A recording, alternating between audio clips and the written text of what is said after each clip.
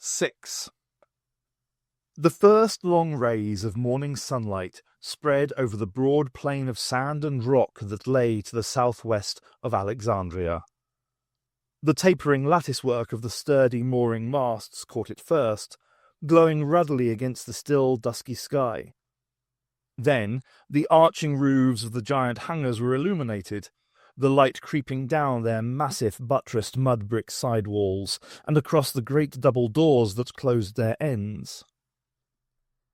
Teams of loincloth-clad workers appeared, shivering in the chill air, marching in files from their dormitory compounds set on the edge of the plain. Some of the teams dispersed to the ranks of solar boilers that ringed the perimeter of the complex, tilting the long parabolic mirrors of polished metal to face the morning sun, and checking the pipework that connected the arrays to the turbine generators. Another group, after being given their daily dispensation by the priest technicians, entered the enclosure of the electrolysis temple. There, within an inner sanctum, the priests would perform the mysterious rites that transformed the water, channeled into the temple by the canal cut across the plain, into the wonderful but dangerous lifting gas. A third team was marched to the largest of the great hangars that dominated the centre of the plain. At their overseer's command, they rolled aside the towering double doors, constructed of laminated wood frames panelled with latticework reed mats. In two files, the men entered the cavernous interior. Anxiously, the overseer checked the wind, but the morning air was almost still, with only the lightest of seaward breezes. The men emerged, pulling on lines hanging from above. Slowly, majestically, the pale 750-metre length of the airship Horus was drawn out into the morning light. Emblazoned in gold and blue was the symbol of winged sun and eye. Its tail fins, too, were shaped and painted to resemble the wings of birds. Carefully, the weightless mass of the 180-ton craft was walked over to its mooring tower and secured by its nose mount, allowing it, if needed, to turn freely into the wind. Then the final preparations were begun for the Horus to receive its royal passenger. The morning sun was still touching the lotus-bud capitals of the throne-room columns as Cleopatra Selene held a last audience with her ministers before departing for Rome. In order of seniority, they sat on the broad, curving steps of the dais, below the level of her magnificently canopied throne. Below them were their various scribes and recorders, writing boards balanced on their knees, noting the Queen's directions for the administration of the realm during her absence. At length the audience was completed. One by one, the men bowed their way out of her presence. But the Queen signalled to Chief Minister Xanthes that he should remain behind. Once the others had left, she descended from her throne. "Walk with me, Xanthes. I wish to speak in private," she directed. They passed out into a long corridor decorated with a fresco of white ibis feeding by a poolside. At the end of the passage was a doorway flanked by two of the palace guard, who opened the door and bowed them through. Beyond was a high-walled, secluded garden, shaded by sycamore and acacia trees, its grass still wet with dew. Bees buzzed soothingly amongst the profuse and colourful flowers. The garden door was closed behind them. "Is all ready?" inquired the Queen. "Yes, Your Majesty. The carriers and surface fleet report all is well. They await only your orders to sail, should that be necessary." Cleopatra Selene faced him squarely, her dark eyes sharp and probing. Xanthes found it hard to meet her gaze, thinking she had become even more imperious of late. "You do not approve of the course I have chosen," she said. It was a statement, not a question, but there seemed to him to be a coldly detached sense of curiosity behind it. "It is not for me to approve or disapprove, Majesty, simply to carry out your wishes to the best of my ability. He paused. However, if asked for counsel in the matter, I would advise that every effort be made to avoid war. The Dominion cannot afford to be torn apart by civil strife, as was the Republic before it. Out of which strife my parents won through to supreme power, Cleopatra Selene reminded him. A blessed outcome, Xanthes asserted hastily. But surely not to be thought a recommendation for another war? Reconsider, Majesty. If not to avoid the wastes conflict brings, then to avoid the risk, the possibility of failure. Failure? Cleopatra Selene's eyes burned. There is no chance of that.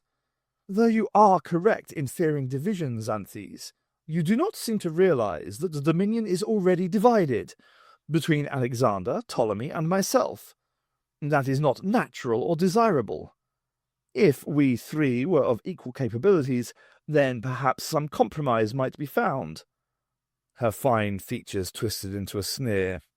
But that is hardly the case. My brother is not competent, and my half-brother has lost his nerve. It is left to me to take ultimate responsibility. My success will be proof of my divine right to rule. She threw out her arms, fists clenched as though grasping something intangible. Xanthes shrank away from her, recoiling from the naked force of her desire. She regarded him with amused contempt. Your trouble, Xanthes, is that you have no ambition left in you. The old man bowed his head, leaning heavily on his staff of office for the first time. No, Your Majesty, he said quietly.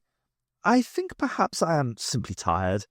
Maybe selfishly, I had hoped to spend my last years at peace. They had reached a gate in the garden wall. Cleopatra Selene opened it before Xanthes could do so for her. Do you doubt I will succeed? She asked. I have never had any doubt of your abilities, Majesty, he responded simply. Otherwise, he bit back his next words. She smiled knowingly, and Xanthes suddenly looked anxious. Beyond the gate was a flight of steps leading up to a sweep of colonnaded walkway surrounding a low-walled enclosure. There was a rank smell in the air, and the sound of intermittent splashing of water could be heard. As they mounted the steps and approached the low wall, a massive figure moved silently into the shadows behind a column. The wall enclosed a large sunken pool, part filled with rocks and green-scummed water. Sprawled on the rocks, or floating amongst unseen like submerged logs, were half a dozen full-grown Nile crocodiles. Set ready on the top of the wall was a pair of tongs and a golden platter, piled with chunks of fresh raw meat. Cleopatra Selene picked up a piece of meat and tossed it into the pool. One of the great beasts snapped at the titbit, whilst the rest stirred lazily, still sluggish from the cool of the night, voicing a ragged chorus of coughing grunts. The queen threw in another chunk. A basking crocodile rose stiffly on its outsplayed legs and waddled forward into the water after it. Xanthes watched the display tight-lipped. "How is the work on the new wireless transmitting devices progressing?" she asked, seeming to turn to a new matter. Xanthes looked relieved. "They are going well," he responded calmly. "And how far have they been able to send signals?" "I am not sure exactly, Majesty. I will inquire." "In general, then, can they reach Athens yet, or Carthage, or Rome?" She was watching his face intently as she spoke those apparently trivial words. Xanthes suddenly blanched. "I just wondered if you had been communicating with my brother recently. But perhaps you were keeping it from me to save as a surprise." Her manner was light and innocent, but it was at that moment that Xanthes realized how closely her smile resembled those of the creatures in the pool below. Xanthes stuttered. I did it to save the Dominion, Majesty. You must believe that." "So, Alexander knows all my plans." Her voice was calm, almost expectant. "Only to counter them without conflict, Majesty. He promised. Your brother wants peace between you, so you can seek some better way." He was trembling now. "But have you told him everything?" Her voice was like steel. Xanthes seemed to crumble before her. "Yes," he whimpered wretchedly. "Everything up to the directions I made yesterday?" Xanthes could only nod dumbly. "Good," she said simply. Xanthes stared at her aghast. "You are a naive fool, Xanthes, as I am sure even my brother would agree. But you have your uses." Unseen by him, she made a quick gesture with her fingers. Even as Xanthes stood there in a daze, trying to take in what had happened, a huge hand clamped over his mouth, jerking back his head. A brawny arm caught him about the thighs, and he was lifted into the air like a child, and lightly tossed over the wall of the crocodile pool. There was time for just one piercing cry of horror, before all was lost in the thrashing and churning of water. Cleopatra Selene leaned eagerly over the parapet and watched, devouring every detail, her face alive with rapt fascination. By the time the guards arrived in response to the cry, it was all over. The queen stood by the pool alone, holding Xanthes' staff in her hand, her face expressionless.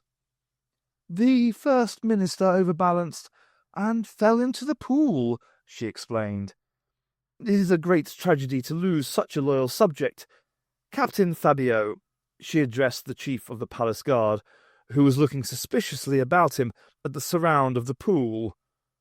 He snapped to attention at her words. "This is a most inauspicious event. Indeed, it may be an omen from the gods. I must seek the advice of the Carmen at once." "But not without an escort, Majesty," he said quickly. He saw a brief smile touch her lips. "Thank you for your concern, Fabio," she said warmly. "I always know when I may count on you." "There is another service I require."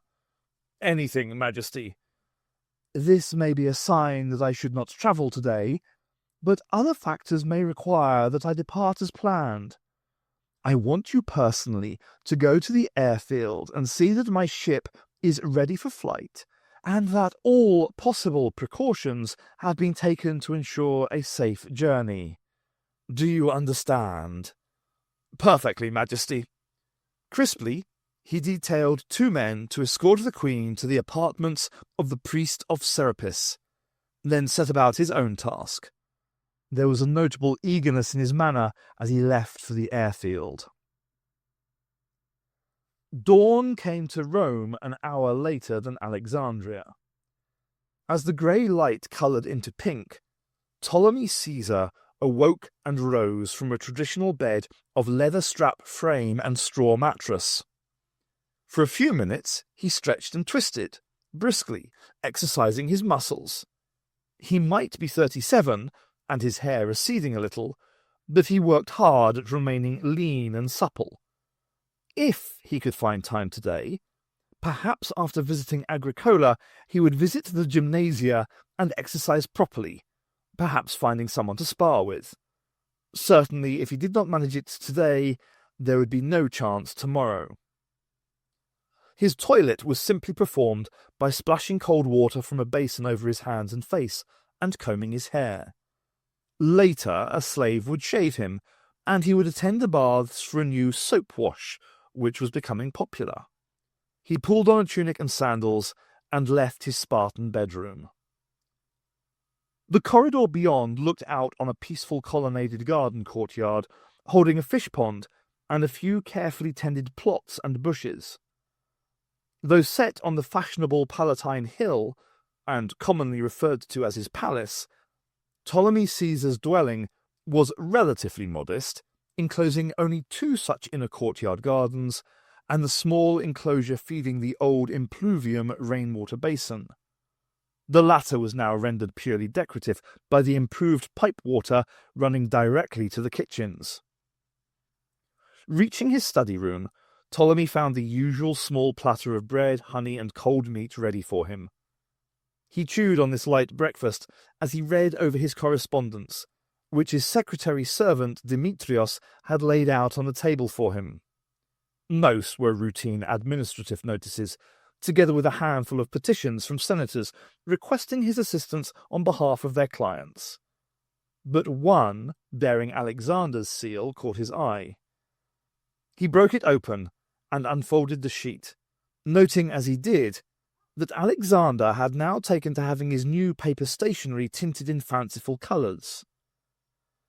The message was brief and superficially trivial, but its true significance did not escape him.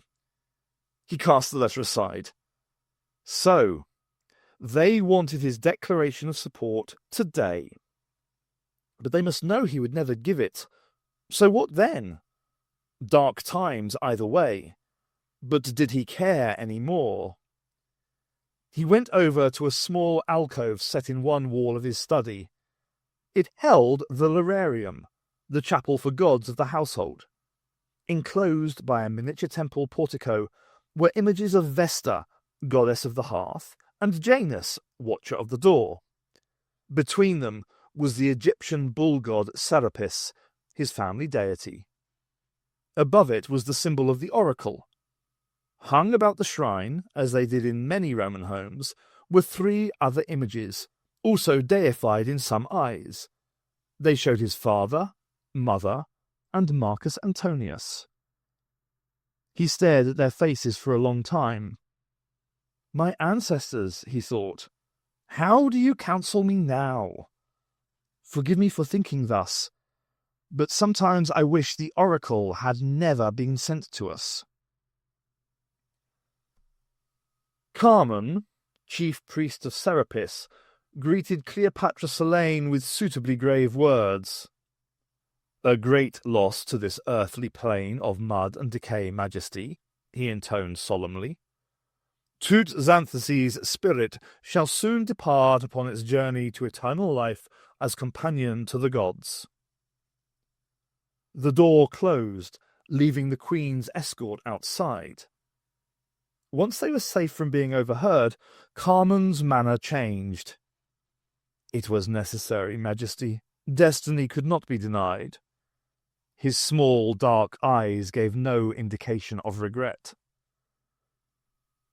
Carmen's audience chamber was dominated by a statue of Serapis in bull form, whilst set in mosaic on the floor was a representation of the oracle itself. Carmen himself was already dressed in his ceremonial leopard skin and long pleated skirt. Of course it was necessary, agreed Cleopatra Selene briskly. He would have ruined everything with his talk of compromise. She was still holding Xanthes' staff of office. Now she handed it to Carmen. Continue sending the regular reports to Rome in his manner. They must suspect nothing is amiss. You understand how to use this? The priest twisted the head of the staff and pulled. A metal sleeve slid up to reveal the finely engraved letters of the enciphering rings beneath. He smiled in a cold satisfaction and nodded. Good. Now, what of the carriers and the surface fleet? I'm certain Xanthes never learned you had personally ordered the surface fleet to sail 3 days ago, Majesty. All reports of this were relayed through my offices, and false reports sent on to Xanthus' administrators.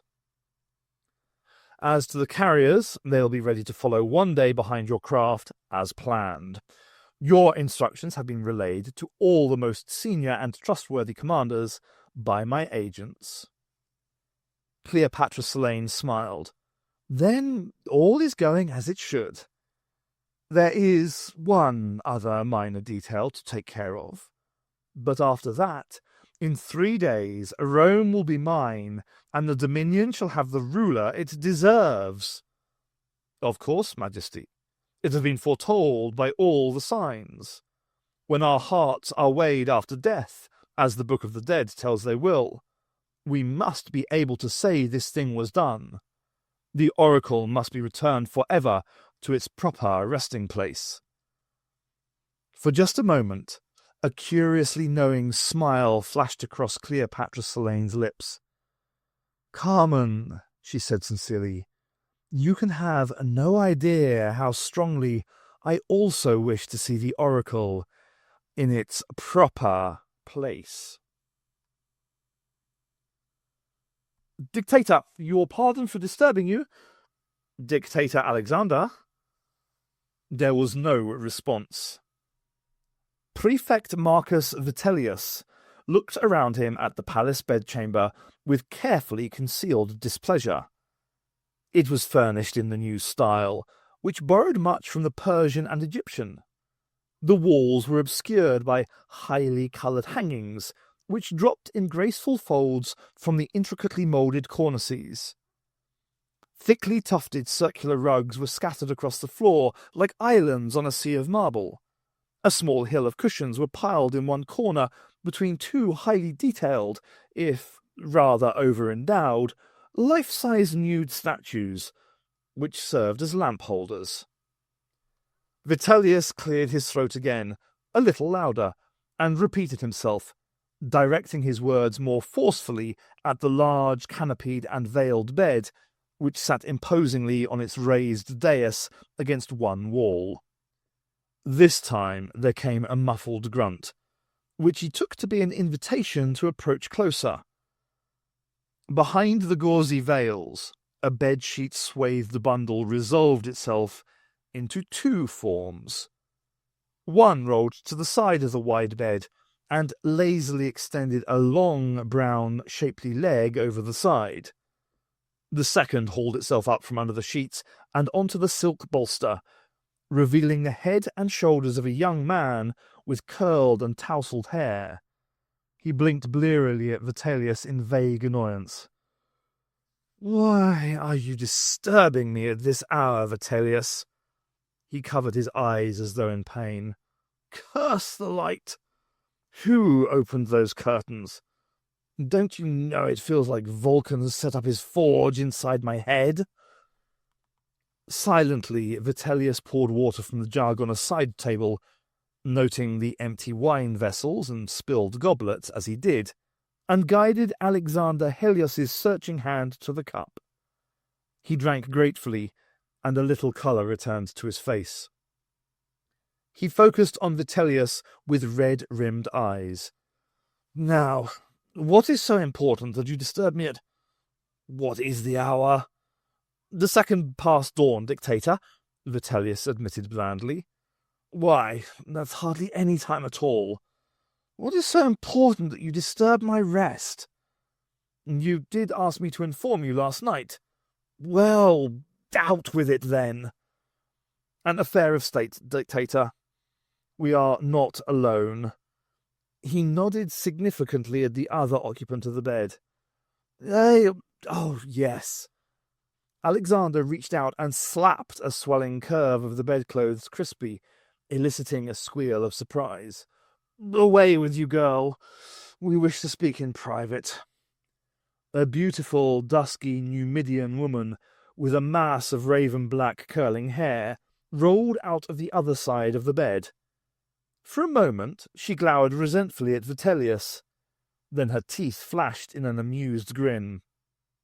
With slow deliberation, she wrapped a sheet about her and slunk provocatively past him and out of the room. "Do you disapprove, Vitellius?" asked Alexander. "She really is most skilled. I'd recommend you to try her, but I'm keeping her for myself." He chuckled, then clutched his head again. "I do not disapprove of her in particular, Dictator. Her charms are self-evident. But one in your position and of your age should— I know. Take a respectable wife because the people expect it. You have pestered me with the names of suitable Roman women of good family, or the princesses of subject lands. But you know the thought of being tied, even in name only, to just one woman appalls me. Why, my illustrious namesake of old had concubines by the score, and they called him the Great. Do they not realize I am not to be bound by the limitations imposed on ordinary men? When will they realize the fact of my lineage? Soon, dictator, soon, when the signs are right. Until then, you must at least appear to conform to convention. That is what you always say, complained Alexander peevishly. Oh, never mind. I suppose I must be blessed with divine patience, so I will survive. As long as I have a few about me who acknowledge the truth, like yourself. He favoured Vitellius with a benevolent smile. You're a great comfort to me, Vitellius, even though you do come perilously close to annoying me at times. All right, what is this matter of state that is so important? Vitellius handed him a coded message slip with its plain text translation. A communication received last night from Xanthes, dictator. It reveals the final disposition of your sister's forces before her departure this morning. Alexander studied the contents with interest. As you'll see, there are no immediate plans for either her surface or air forces to take up any position which might threaten us. She should arrive tomorrow with only her expected escort. Yes, I see. This is good, Vitellius. We've no need to recall any legions from the provinces for the moment, then. Xanthes must still be keeping her in check. Well, all preparations can proceed as normal for her reception. And the matter of Ptolemy Caesar, dictator. Oh, yes, dear Caesarion. That must be soon resolved one way or another. He rubbed his hands briskly. I can see today is going to be busy. I shall rise, he announced, throwing back the bedclothes. Ring the bell for my attendants. Alexander swung his legs over the side of the bed and paused thoughtfully. Of course, we know Selene has been plotting against me, has she not, Vitellius? Regrettably, she has, dictator. Hardly something I can be expected to pardon. No, dictator. Of course, it would be simpler if she never arrived at all. Accidents do happen, don't they? They do indeed, dictator. Cleopatra Selene's state carriage drew up beneath the swelling bulk of the Horus. The airship was now tethered close to the ground, and a wheeled stairway had been positioned to give access to its main hatchway. Fabio was waiting for her and saluted as she alighted. All supplies and crews are aboard, Majesty, he reported smartly. Then he leaned slightly closer, lowering his voice. And I have checked everything personally as you requested, he confirmed. Trusted Fabio, you have done much to reassure me. She appeared to pause for thought. In fact, I think I will take you with me. Then I'll have nothing to fear, will I? Fabio's jaw dropped, and he appeared to sway on his feet. Me, Majesty, but I have duties. Your first duty is to me, Fabio, is it not? Of course, Majesty, but surely you are not afraid of flying? I have heard even the bravest of men are afflicted by such fears. No, Majesty. Then come along. We must get under way. Cleopatra Selene climbed the stairway with regal dignity. Fabio followed on behind with tottering steps, his face a mask of blank disbelief.